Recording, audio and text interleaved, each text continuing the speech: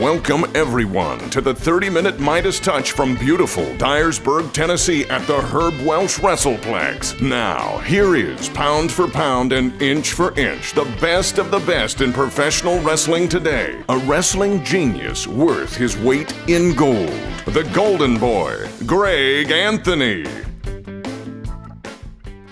Ladies and gentlemen, welcome to the 30-minute Midas Touch. I am your host, the Golden Boy, Greg Anthony. And with me, as always, is my co-host, Mr. Mayhem, Mark Tipton. Mr. Mayhem. I do like that one as well. You're on a roll here lately. Give me some great monikers I can use, and for memory's sake, and actually, it's an appropriate term to use this week. If you pay attention, for a little Easter egg for all the fans out there, usually your name is derivative of whatever we're talking about that week. Now, well, it's like now you're giving away the inside baseball here. But in any event, here we are this week on the 30-minute Midas Touch podcast. We want to talk about an event that was held this week that demanded our attention. I just went back and watched it shortly before we started this podcast, and I will, biases be announced to begin with, I very much enjoyed what I saw.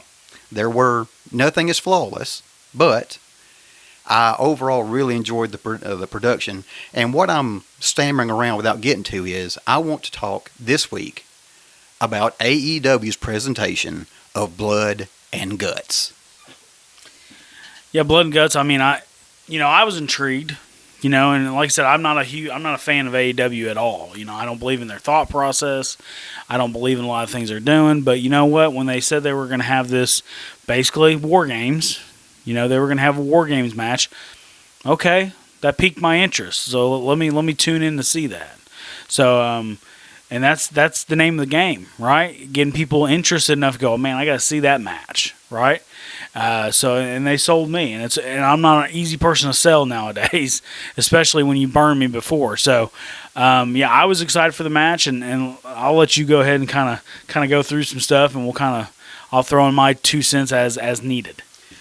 Well, the temptation to start with the Blood and Guts match, which for those of you who didn't watch, you've already used the term War Games. This was a War Games match. But as we all know, wrestling politics, and in this instance, legalities come into it. In much the same way, I have to hear Bubba Ray Dudley referred to as Bully Ray everywhere he appears now, much to my chagrin. I had to hear this match, which was, in my understanding, credited to the creative abilities of one American Dream Dusty Rhodes, I believe. Mm-hmm. This match, it was what we know as a War Games match, and it's a match I certainly enjoy in its presentation, but let me try to curb my enthusiasm here. That's the match I really want to talk about, but I don't want to overlook the other parts of the show. We started off, and I want to see how you felt about this, with a tag team match between Kenny Omega and Nakazawa, I believe it's Michael Nakazawa, versus Jon Moxley and Eddie Kingston. Yeah, it was horrible. I mean, there was no rhyme or reason to any of it. Everything they did looked choreographed and phony. Like, okay, I'm going to hit you here. You know what I mean? Nothing looked like it was urgent or dire or anyone was in any kind of jeopardy whatsoever. And that's kind of been the overall trend with professional wrestling, especially in AEW over the last couple years, is that kind of style, that we know it's phony, we know it's fake, so we're not even going to attempt to make things look legitimate anymore. We're just going to show you these feats of athleticism. So I that match just completely missed the mark for me. I hadn't seen Moxley in a little bit because, like I said, I don't watch AEW regularly, and he looks like he's getting a little soft. You know what I mean? Like, he's making good money and no one's telling him to be in shape to do it. So I think he's becoming a little soft. You can tell he's a little soft in the midsection nowadays. So I don't know. I just feel like people are coasting. You know what I mean? Does that make sense? Yeah, I believe that point of view. It's something I've heard directed at Kenny Omega before. and it's something like that. Have you watched enough of Eddie Kingston to draw any conclusions about your opinions of him? I like Eddie Kingston mostly. You know what I mean? I think he's a really smart guy. He's a hell of a fucking promo. Okay. Yeah, I mean he is really good. He gives you goosebumps on some things. You know, he's really good, things like that. But like some of these matches that he's been involved in that I've seen with AEW just have completely missed the mark. And then of course he loses all credibility when they did the exploding barbed wire, you know, dumb fuck in a cage thing or whatever it was. You know, and he they had this non-explosion explosion, and he sells it like he had just sacrificed his, you know, that kind of stuff. You just lose all credibility in the fans' eyes when you do stuff like that, and it's sad that it happened like that. But it wasn't his fault. He was just doing what he was told to do. He could not have known. Yeah. But I want to thank you for pointing that out, because I've always enjoyed his promo work, and everybody has their strengths and weaknesses and so forth. But I thought that's a strength of his, and I want to see if you felt the same way. The next match was Cody Rhodes against Marshall, and I forget its initials. Is it QT? QT. I wanted to say JT, and I knew that was wrong. So I would rather not say it wrong. QT Marshall. Obviously, this is something that has been building for some time, and they had what I thought was a solid match. Did you feel the same way?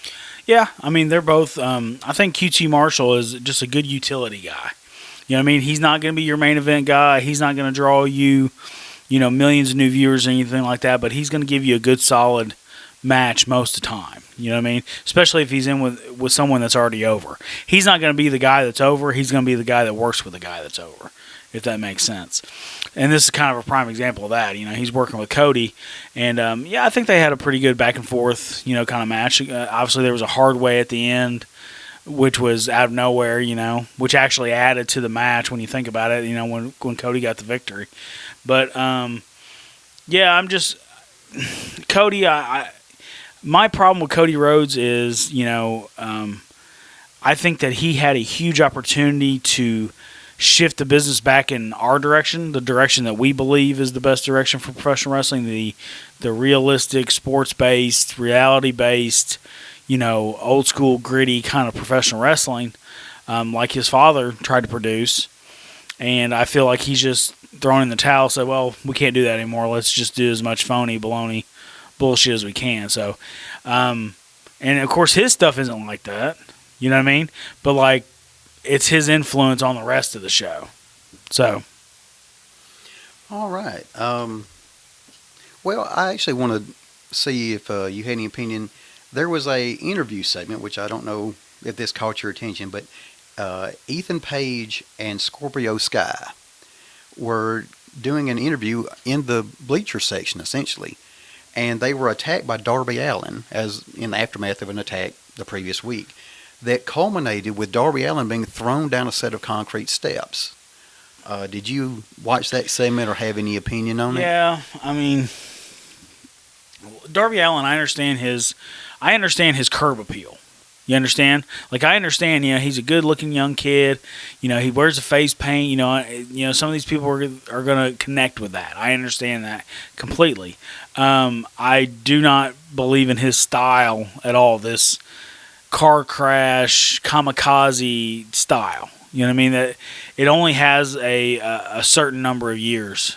You know, I understand that you can do that realistically. And the bump that he took down the stairs was ridiculous, because I mean that really could have seriously injured him. But that's been his norm. That's what he does on everything. Like I saw him when AEW first started. They had, you know, I think Cracker Barrel was one of their sponsors for one of the events, and he took one of the barrels from Cracker Barrel and stood up on the top rope with the barrel on his back and jumped off and did his coffin drop with the barrel. Now, for an instance, if the barrel broke, obviously, but if the barrel hadn't have broken, if the barrel was sturdy enough not to, for his 120 pounds to break it, he could have died on national television. The sudden stop would be a problem. Oh yeah. He would have broke his back and maybe his neck and everything else, been paralyzed. I mean, we just don't know. But I mean, and that's what these guys aren't thinking about. Like, a lot of this stuff needs to be controlled.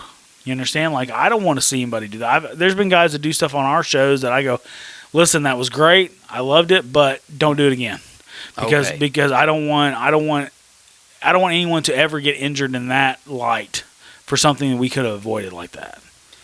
Well, yeah, you got at what I was getting at, because just as a viewer watching, I was when I saw them go for the steps, and I realized what where they were going with this, and then when I saw it happen, it wasn't like, okay, see, Mick Foley, when Randy Orton kicked Mick Foley down the stairs, Foley just rolled down the stairs, yes. And it looked vicious, and we believed it, right?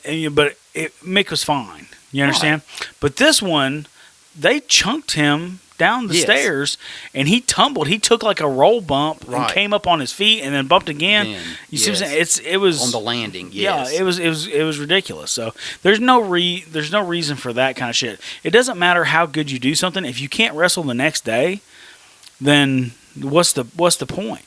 You have to be able to be there. And one day Darby Allin's not going to be there. Well, at this rate, I may outlast Darby Allin. I turn 40 in a month, ladies and gentlemen. So I may outlast Darby Allin. I certainly cannot argue with that, because watching that, and those of you who haven't watched it, if you do want to see, if you get the opportunity to watch, just see what he did, because it stuck out to me. And in this event, it was not the only time in which I had this kind of reaction where I cringed. The next match coming up was Dr. Britt Baker against, I believe it was Juliana Hart. It was really just quick. It was, to me, it was part of something I've seen them do throughout the show that I really liked. Because I felt with the Blood and Guts promotion, they seemed to know that they were going to draw viewers who don't normally watch. Like you mentioned yourself, you don't regularly watch, but this kind of, drew your interest. And they were trying as best they could throughout this show to say to those people, hey, here's something we've got coming up, to try to keep that audience. And I think that match wasn't anything, the match was nothing special, but it was about promoting her upcoming title shot at the next pay-per-view in this case. Yeah, like I don't watch a lot of those matches, like the women's matches. Now, Britt Baker, like the issue I had with that was, she was the Britt Baker DDS thing. When they first started, she was a babyface. What moron in their right mind would look at a dentist and think babyface? You know what I mean? Like, it's automatically heel. You understand? And, like, I don't know how they missed the boat on that, but, for 6 months or whatever it was, she was babyface, and they were trying to push her as a babyface, a dentist babyface. And then they turned her heel, and apparently this has been going much better. No shit, Sherlock, right? Now, her finish, I love her finish, which is the Rings of Saturn with the mandible claw. Yes. What does she call it? Do we know what she calls it? She has a really good name for it. Does she? I need to apologize. But in any event, I do like it. But I don't know. I think maybe they were just so interested because of her achievements outside the ring in being a professional. I thought maybe they were, as a promotion, were so impressed with that they were giving their reaction to it, not necessarily thinking about what a fan would react to. Right. And I think that may have been why they treated Britt Baker in that fashion. But I do think that it did do a good job. She's got an upcoming title match, and say, hey, you've got a larger than average audience on your television program. Let's mention that and try to keep those people who may have tuned in for the spectacle of Blood and Guts. The Lockjaw. The Lockjaw. There you go. That is a great name. And it certainly makes sense. Yeah. It's a real thing. It fits in with what she does. Putting on the gloves is a nice touch. Yeah. Hey, we mentioned ring gear last week. She uses a glove. Yep, there you go. It certainly makes sense. Then I would like to turn to an interview segment between Taz and Christian Cage. Well, actually, the interview more took place the previous week. I thought they had a really good interaction then, because sometimes I feel that and we mentioned this a little bit with Eddie Kingston, sometimes the talking, even backstage, can really do a lot to draw people in. And I think Taz and Christian Cage were doing that for me. Do you feel the same way? Yeah, I mean, like, and this is something that's indicative of professional. Like when we were in traditional championship wrestling, we were in 50 million homes. And I told Matt Riviera, I said, hey, listen, I would rather have a 2-minute promo than a 20-minute match, because I can use that 2 minutes to get myself over more than most people can do in that 20-minute match. So give the 20-minute match to people that need 20 minutes to get over. Let me get over in 2, and everyone wins. You understand? More guys get TV time. That kind of thing. So, yeah, that's always been the basis of our business. It's always supposed to be about talking them into the building, right? Getting them, interested in whatever match or whatever storyline or whatever it is, so they keep investing week after week to see what happens next. So, promos are a huge part of that. Now, obviously, I don't believe that everybody on the show should talk, because not everybody on the show can talk. And that's kind of what our thought process has been here, too. If you can't cut a promo, why would I put you in a situation to cut a promo? You know what I mean? It just makes you look bad. It makes the company look bad, and it falls flat. But if you can talk, let's utilize that, Well, and I think what you're saying there builds into this a little bit, because the focus of the conversation has been Taz and Christian Cage. Now, obviously, Taz is not going to get in the ring, but he has his team Taz that will represent him in the ring, and these may be younger talents who don't necessarily have well-developed interview skills, or however you want to say it, and that Taz can handle that part and then let them get in the ring and do what they do well. There are a number of really talented guys that he has that he's managing at this point, and having them play off against a veteran like Christian Cage. And by the way, Christian Cage, I want to, give him a gold star, because in WWE he is often portrayed in a humor standpoint. Yeah. That's not what he's portraying himself as here. He came in with outwork everyone, and he's come in, and his conversations with Taz the last week, they really had a face-to-face conversation that really drew me in, and I wanted to see where this goes. Yeah. Yeah, Christian, we talked about it before, he's the most underrated, underappreciated, underutilized guy probably in the last 20, 30 years. I mean, he's just phenomenal, and I'm really excited to see him in matches with different guys. I think he worked... maybe it was Kaz or Scorpio Sky, or he worked one of those guys recently, and I went on my way to watch it, and it was a really good match. But yeah, I'm interested to see where it goes. I'm not a big fan of Ricky Starks and a lot of those guys that are in Team Taz, but with Christian calling the shots, with Christian painting the picture for him, I'm curious to see how well they actually do. Kind of the same thing with Kenny Omega. I'm not a big fan of Kenny Omega, but him and Jericho's match was great, because it was Jericho paint by numbers telling you, hey, this is where this needs to go. This is how this needs to go. This is how it works. Right. Listening to a veteran. And same thing with Christian. Hopefully he can get in there with some of these young guys and really spin his magic. All right, the next match on the card, and I want to try to move through this a little quickly so that I want to save time for the main event here, which certainly captured my attention. And that is, it was a Four Corners tag team match to name a number one contender for the tag team championships.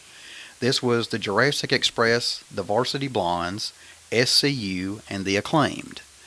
I will admit, I did enjoy the Acclaimed. They come to the ring doing a rap during their entrance, and they worked in a line about slap you like John Stossel, which to a longtime fan like me, I wonder how many people actually understood what that was. Well, I mean, everyone's seen that clip, so I'm sure most people got it. I hope so, but I can't always just assume. Shout out to Dr. D. David Schultz. Yes, I can't always assume that everyone knows things that happened. That was, 35, 40 years ago now?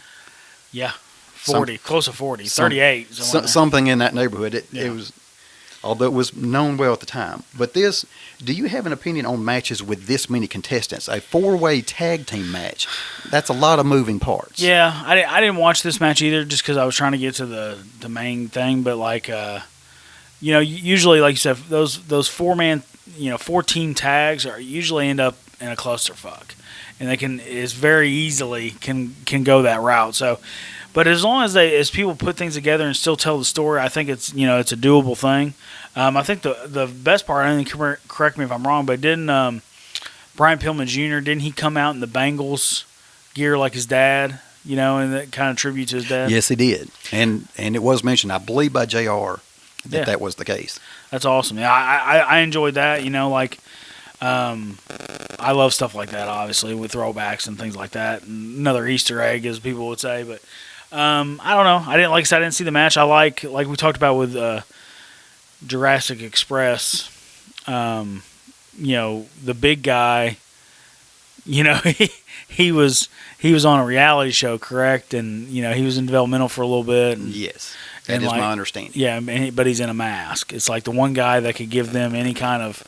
Because he was like on Big Brother or something, right? It was some huge show, and apparently he was really popular, and he could help in a mainstream audience kind of way. But he's under a mask, and no one knows who the hell he is. So, which would constitute a missed opportunity. Missed opportunity. All right. Well, the long and short was this match was about naming a number one contender. They went with SCU, who have promised to disband as a team on their next loss.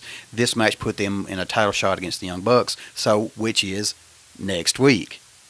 Then, clearly, to me, they were trying to have time to set up the main event match. They went through a series of promos, which I'd like to just give mention to. They had they promoted John Moxley defending his IWGP champion, U.S. championship against Yuji Nagata next week. Kenny Omega, I thought, had an interesting promo. He interacted with Orange Cassidy. It appears next week Orange Cassidy has a number one contenders match.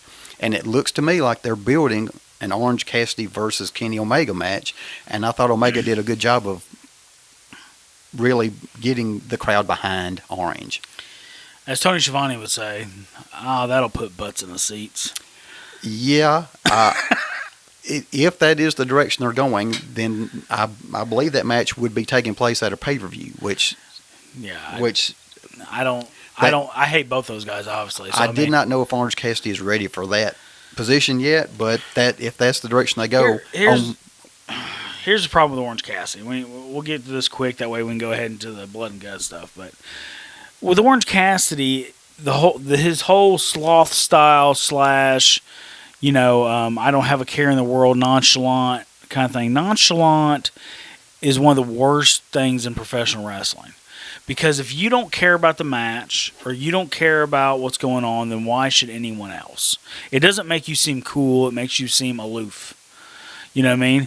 And when he comes out there and he just, walks by guys or things like that, it makes that guy look like a moron. You understand? I always felt the same way about Samoa Joe, too, when guy would go for a crossbody off the second and Joe would just nonchalantly walk out of the way.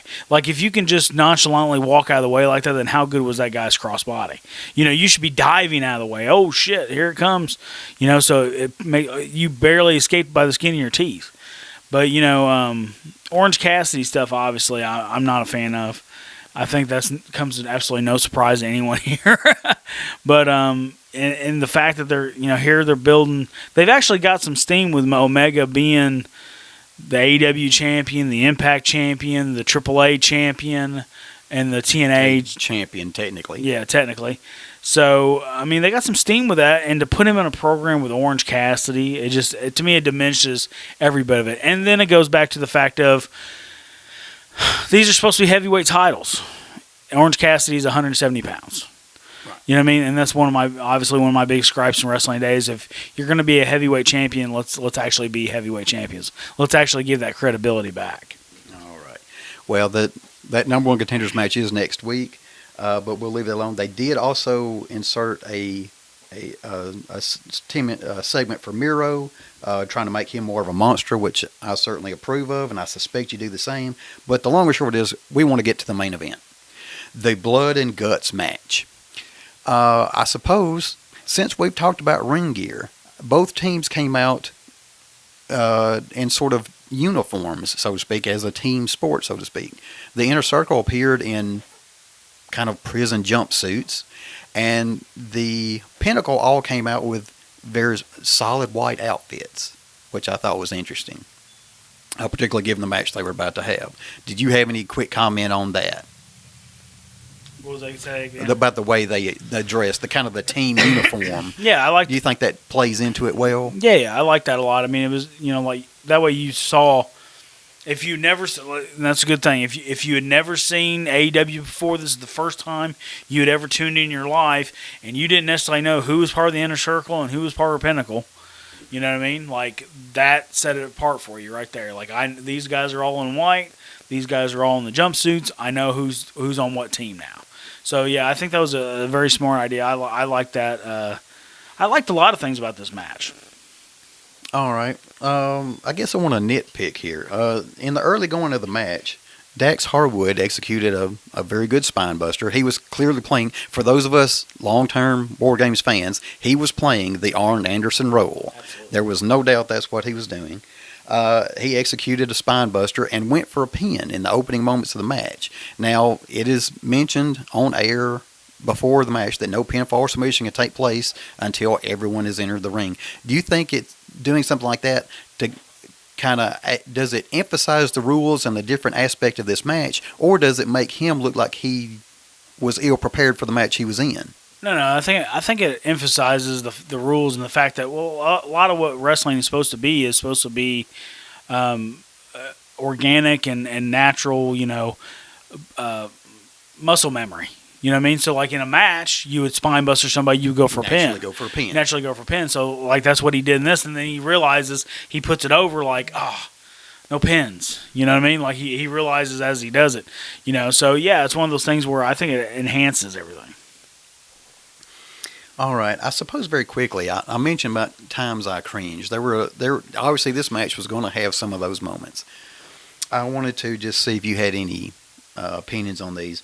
Obviously, we had the mention of a crimson mask, which, once again, is a direct appeal to an old-time fan like me. I can hear Gordon Soley referring to Ric Flair wearing the crimson mask, and so I appreciated that. But in this match, there were a couple. There was one thing in particular. The crimson mask to begin with. This is something that has been de-emphasized dramatically by WWE. Also, in this match, we saw very dramatic chair shots take place in this match. There's no denying it. That's also something that the WWE has strongly curtailed.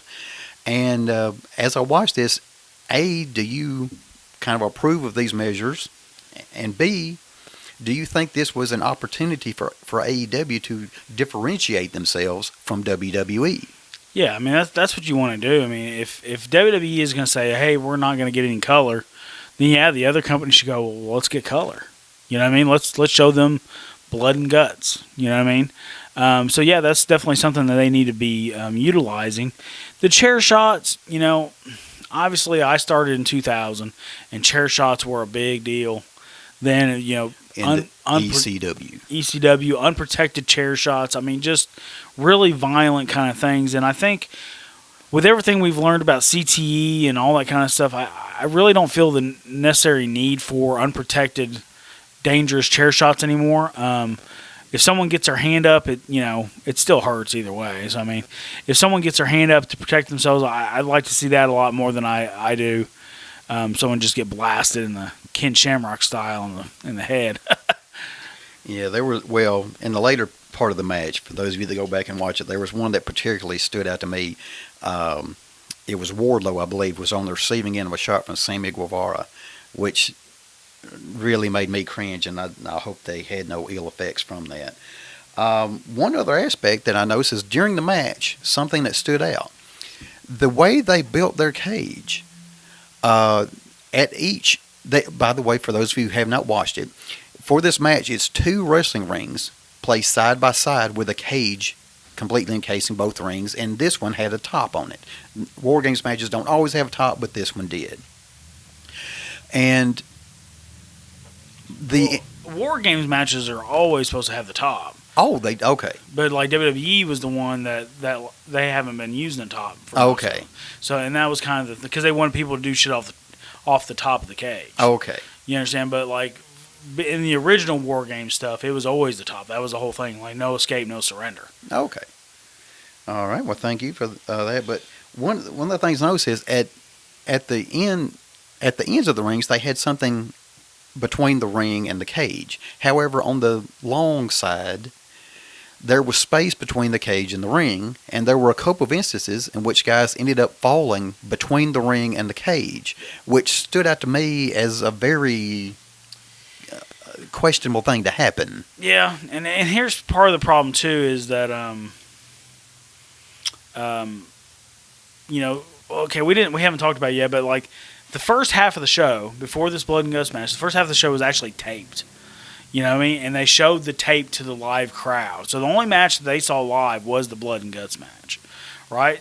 For the simple fact, the only thing I can think of is they didn't have time to put up the cage to do everything and then put up the cage afterwards. Well, if you're going to run with the big boys, you're going to run with the big dogs, you got to figure that shit out. You got to figure out how to get that cage up and make it work. You understand? Because if that was WWE, they wouldn't have done that. You know what I mean? They would have done all together. We took a little 10-minute intermission and it would have been up. So they would have figured it out. It's one of those things where with what you're talking about with the cage, it's one of those things they're gonna have to iron out. You don't see that kind of shit coming when you're coming up with this stuff. So I mean, that's one of the things that hopefully on the next one they'll figure out. And that may be part of. They're still, and I'm trying to remind myself, they're still a relatively young company. Obviously, a lot of the people involved have years of experience, but as a promotion, they're still very young. And I will say, a WWE event in a basketball arena traditionally, you have the rigging above where you can lower the cage and raise it relatively quickly. And in the daily place venue, they don't have that. I suppose. Let me ask you about this. One of the things that always stood out is that as a fan, I go back and forth on. When you have these cage matches designed to, with the top on it in this case, which is intended to contain everything, it has become fashionable to have people escape the cage. Yeah. And in this match was no exception. Do you think that's a positive or negative? I think that it's a negative in the beginning. Like if this is the first blood and guts match they've had, you understand? I don't think they should have got out of the cage. Now, when they get to their 7th or 10th blood and guts match, and okay, that makes sense, right?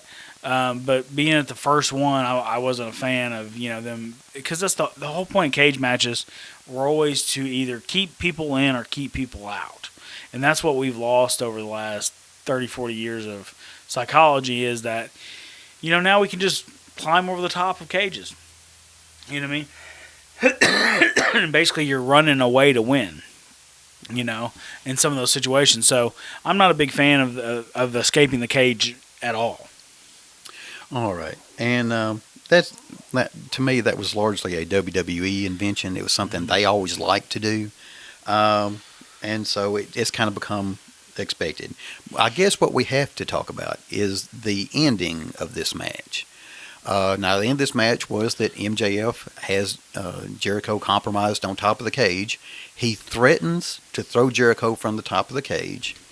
And it was the Inner Circle and Sammy Guevara in particular who quickly just said, hey, we submit, we give up, just whatever, don't throw him off the cage. Right. Then the match is over, and MJF pushes Jericho off the cage anyway. Yeah. So, here's the problem with this. And just see if I can explain this so everyone can understand. Jericho's the man, right? Jericho's the biggest name in the company, the biggest star for any kind of mainstream popularity they may have. In all intents and purposes, he is the GOAT in AEW's eyes, right? That's their claim, right? So if Chris Jericho is the GOAT, Chris Jericho is the man, are you telling me that he was in such a dire predicament that the other members of his team had to save him?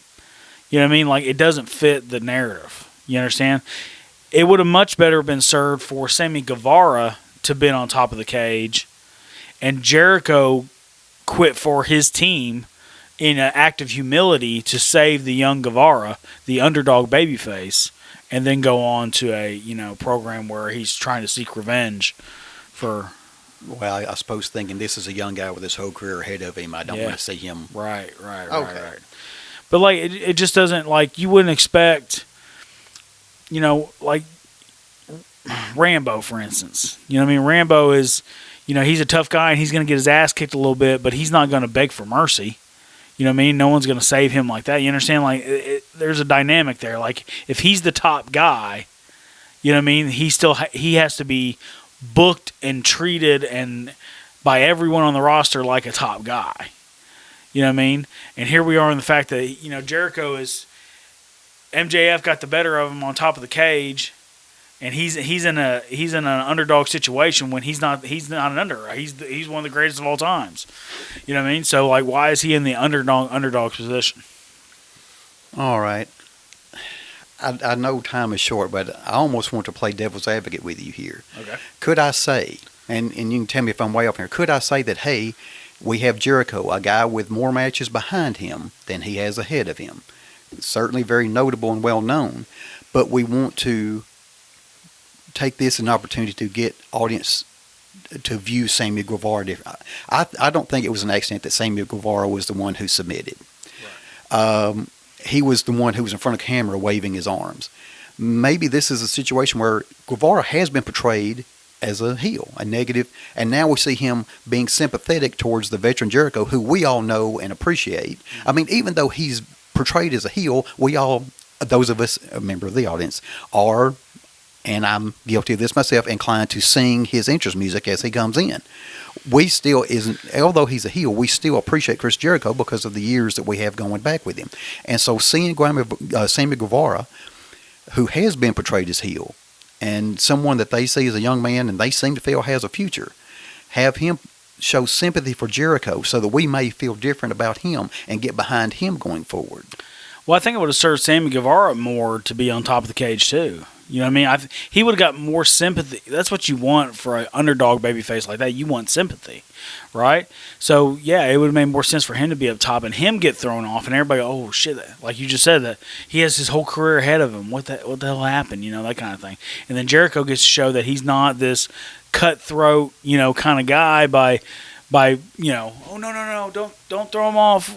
We surrender. And then MJF gets to be the dick by throwing him off, you know. Right, which certainly was not a surprise. Are we?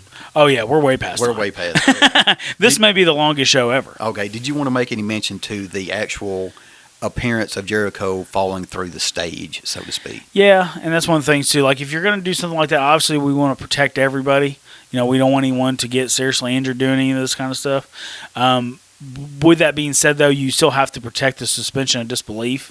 So, like, for me, it should have been that long, wide shot where Jericho gets knocked off and you don't actually see the actual bump, but you see the leading up to it, and then you see him laid out like he was. And let your imagination fill in the blanks, so to speak. Exactly. But instead we get to see the padded bump, and obviously people go, mwah, mwah. Right, and coming on the heels of the exploding barbed wire match. Exactly. You know, so all that kind of stuff hurt.